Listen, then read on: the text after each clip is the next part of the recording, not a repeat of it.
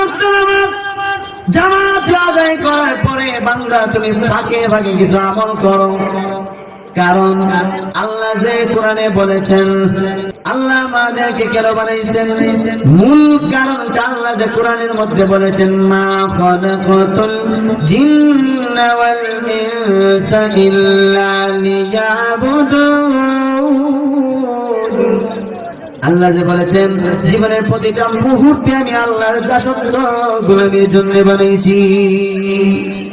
প্রতিটা মুহূর্তে আল্লাহ ইবাদত করা সম্ভব নেই, সম্ভব যে জানে এ বুঝে যে সম্ভব, কারণ আপনি জানেন না, এজন্য আপনার কাছে সম্ভব মনে হয় না। আমি আপনাকে বোঝাইয়া দেয়া যাই। এক নাম্বার, আল্লাহ রাসূল বলেছেন ফজরের নামাজ যদি জামাতে পড়ো, যোহর যদি আবার জামাতে পড়ো, মাঝখান দিয়া এই যে লম্বা সময়টা আছে, এই সময়টা আল্লাহ তাআলা গুনার কোন কাজ যদি কবিরা গুনার কাজ, হারাম কোন কাজ যদি বান্দা তুমি না করো, এই সময়টা আল্লাহ তাআলা তোমার আমলনামার মধ্যে লিখে দিবেন তুমি বান্দা আল্লাহর নফল ইবাদতের মধ্যে ছিলে।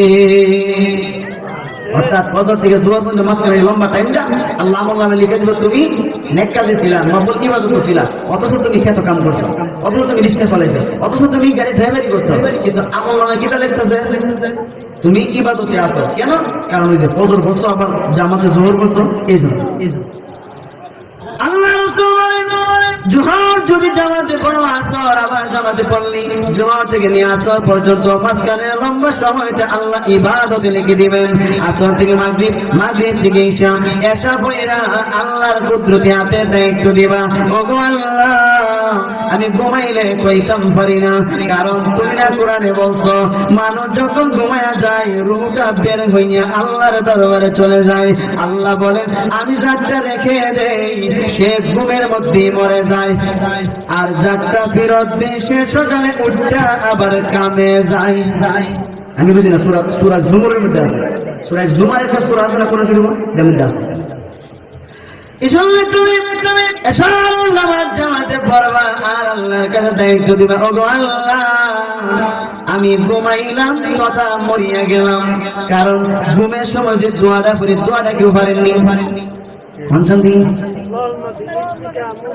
আল্লাহুম্মা বিসমিকা আমুতু ওয়া আহইয়া, এর অর্থ হলো আল্লাহ আমি কিন্তু মরতেছি। আমুতু কইছে, আমুতু আনুমু কইছে না, বলে আমি ঘুমাইতেছি, কথা কইছে না। আমুতু আমুতু মানে আল্লাহ আমি মরলাম, মানে ঘুমাইতেছেন আর কইতেছেন মরতেছি। কেন? এর অর্থ হলো ওই যে রুহু বাইরে জায়গা দেয়, যদিও দেহের সাথে একটা কানেকশন দেয়, যুগ সূত্র তাই, কিন্তু রুহু কিন্তু জায়গা আল্লাহ দরবার। আল্লাহ যাটা ফিরত দেয় হে আমার উঠে, যাটা ফিরত দেয় না ঘুমের মধ্যেই। আরে ভাই জাগলে সকাল, না জাগলে পরকাল। এজন্য আপনি আল্লাহ রাব্বুল আলামিনের কুদরতি হাতে দায়িত্ব দেন। আল্লাহ আমি তো মরতেছি, ওগো আল্লাহ হায়াত যদি থাকে গো, আপনি কিন্তু আমার ফজর না পড়ায় উঠায়েন না, অর্থাৎ আপনি আমার ফজরের আগে জাগাইয়া দিয়ে। আল্লাহর কুদরতি হাতে দায়িত্ব দিয়ে ঘুমাইলে আল্লাহ বলে যে আমারে বিশেষ করে আমার কুদরতি হাতে দায়িত্ব দেয়, আমানত দেয়, আমি আল্লাহ শ্রেষ্ঠ আমানতদার, আমি শ্রেষ্ঠ দায়িত্বশীল। এই জন্য আমার কুদরতি হাতে দায়িত্ব দিবা, আমি তোমার জাগাবো, পেশাবি কন্ট্রোলে আনন্দ হইব, উঠতা না আনলে মশা এমন বেঞ্জুরি কানের কাছে দিবা একটা মশারে পরবয়া তোমার কান ও কান ভর্তি গরম হয়ে যাবো, আমি উঠবো, ঠিক নেই। আমি আপনাদের কমর বেতন নিয়েছি, কথা বলছে আল্লাহ সেটা বাজে ফজর রক্ত হয়েছে, বুঝতেছেন না? এজন্য তুমি আল্লাহ রাব্বুল আলামিনের কুদরতি হাতে দায়িত্ব দিবা। আল্লাহ তুমি আমারে ফজরের জায়গায় দিও, আমি ফজরের নামাজটা জামাতে পড়তাম। আল্লাহ রাসূল বলেন এশারের নামাজ যদি জামাতে পড়ো আল্লাহ তাআলা অর্ধেক রাত তুমি আল্লাহর ইবাদতে আসিলা এরকম আমলনামার মধ্যে লিখিয়া দেন। ফজর যখন জামাতে পড়বি রে, আল্লাহর রাসূল বলেন আল্লাহ তাআলা ফেরেশতাদেরকে বলেন এরে ফেরেশতারা আমার বান্দা ঘুমায়েছে তোরা ঘুমাবি না রে, আমলনামার মধ্যে লিখে দে আমার বান্দা সারা রাত দাঁড়ায় নফল নামাজ পড়েছে। সুবহানাল্লাহ।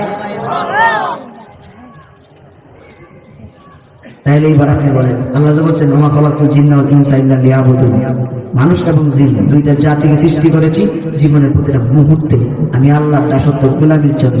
কারণ আপনি যদি 5 মিনিটের পর বুঝে থাকেন, আপনি বলেন প্রতিটা মুহূর্তে ইবাদতে লেখা হয়েছে না, বুঝছেন না? 24 ঘন্টা 5 ওয়াক্ত নামাজ জামাতে পড়ে গেলাম, 24 ঘন্টা আমল নামার মধ্যে আপনি ইবাদতে আপনি লিখে দেবেন। এবার শুনুন, 5 ওয়াক্ত নামাজ আপনি জামাতে পড়েন, আর মাঝখান দিয়ে পুরা যে সময়টা আছে 24 ঘন্টার ভিতরে অনেক সময় আছে না নাই? 1-1.5 ঘন্টা সময় মাত্র 5 ওয়াক্ত নামাজ পড়তে লাগে। এর বাহিরে যত সময়টা আছে এই সময়টার মধ্যে কিছু ছোট ছোট নফল ইবাদত আছে, এগুলো করেন। যদি করেন গো, আমি গ্যারান্টি দিয়ে বলে যাইতে পারি ইনশাআল্লাহ মরার আগে এমন আমল শিখে যাবো রে, মরার আগে রাসূল দেখার নসিব হইব, স্বপ্নে রাসূলুল্লাহ জিয়ারত নসিব হইব, মরার আগে আপনি জান্নাতি সুঘ্রাণ পাইয়া ফেরেশতাদের সালাম পাইয়া বিদায় হইবে। আমার কথা আল্লাহ কোরআনে বলেছে, ইন্নাল্লাযিনা ক্বালু রাব্বুনাল্লাহ, তোমরা যারা আল্লাহর রব বলে মেনে নিছো, সুম্মাস্তাকামু তাতানাজ্জালু আলাইহিমুল মালায়েকা আল্লা তাখাফু ওয়া লা তাহজানু ওয়া আবশিরু বিল জান্নাহ। আল্লাহ কোরআনে বলে, যদি রব্বিয়তের উপরে যে তোরা যে কইছো ইন্নাল্লাযিনা ক্বালু রাব্বুনাল্লাহ, আমি কিন্তু রব হিসেবে আল্লাহরে মানি, যে কথা কইছে রব্বিয়তের উপরে যদি আজকে কিয়ামতের সাথে অটল থাকতে পারো, মরার সময় ফেরেশতা পাঠায় সুসংবাদ দিন। ফেরেশতা কাছে গিয়া কইব, সালামুন قولا من رب رحيم, রব রহিম আল্লাহ তোমারে সালাম দিয়েছে, ফেরেশতায় সালাম দিয়েছে, জান্নাত চোখের সামনে তুলে দাও। জবানের মধ্যে অপশন টাইমে জবানের মধ্যে আপনি চালু রাখেন লা ইলাহা ইল্লাল্লাহ জিকির যদি আপনি করেন, 1 নাম্বার ফায়দা হবে, 1 নাম্বার লাভ হবে।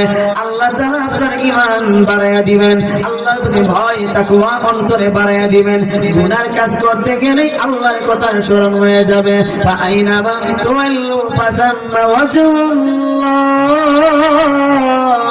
আমার আল্লাহ কিন্তু আমার সাথে উপস্থিত আছে।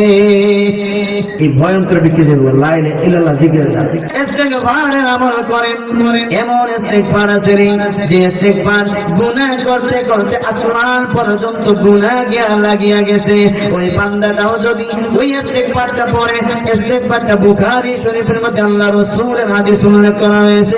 আল্লাহ নবী বলেন, আস্তাগফিরুল্লাহ আল্লাযী লা ইলাহা ইল্লা হুয়াল হাইয়ুল কাইয়্যুম ওয়া আতুবু ইলাইহি, বুখারী শরীফের হাদিস। আল্লাহ রাসূল বলেন, সাগরের ফেনা পরিমাণ গুনাহ যদি তোমার হয়ে যায়, আর যদি মন থেকে মাপ পাইবার আশায় তুমি এই ইস্তিগফারটা পড়ো, আল্লাহ রাসূল বলেন, গুনাহ যদি আসমান পর্যন্ত গিয়ে তোমার লেগে যায়, মহান আল্লাহ তাআলা তোমারেও মাফ করিয়া দিবে। 3 নাম্বার জবান চালু করো, আল্লাহু আকবার জিকির চালু করো, কারণ আল্লাহু আকবার জিকিরের দ্বারা আল্লাহ তোমার জবান তাজা করে দেয়, জিহ্বার মধ্যে নূর চালু করে দেয়, দিলটা আল্লাহ সাফ করিয়া দেয়। গুনাহ করার দ্বারা দিলের মধ্যে যে কালো কালো দাগ পড়ে, আল্লাহ জিকিরের দ্বারা গুনাহ ওই কালো দাগ আল্লাহ মুছিয়া ফেলে। দিলের মধ্যে আল্লাহর ভয় ঢুকাইয়া দেন, আল্লাহর মহব্বত আল্লাহ ঢুকাইয়া দেন। এই যদি হয় তোমার আমল, এরপরে তুমি আকস্মিক হঠাৎ কোনো অবাক করা কোনো দৃশ্য কোনো বিষয় দেখলে তুমি সুবহানাল্লাহ বলো। কি বলবা?